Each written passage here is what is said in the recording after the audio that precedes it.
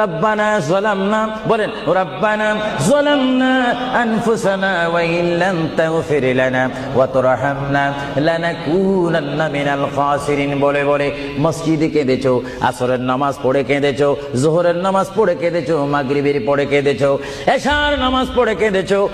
বান্দা, নামাজের মুসল্লা যখন বসে যাও, আমি আল্লাহকে তোমরা বারবার বল, আল্লাহ আমার গুনাহ মাফ করে দাও।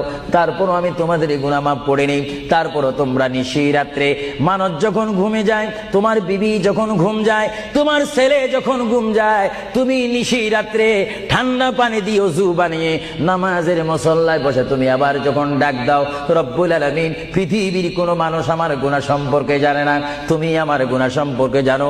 আমি এমন গুনাহ করেছি আমার বিবি জানে না, বিবি গুনাহ করেছে আমি জানি না। আল্লাহ তুমি সব কিচ্ছু জানো, হে আমার প্রভু তুমি আমাকে মাফ করে দাও। আমার আল্লাহ বলে, তারপরও যদি তোমাদেরকে আমি মাফ না করি, তারপরও বান্দা তোমরা আমার রহমতের দরজা থেকে ফিরে যাইও না, আমি তোমাদেরকে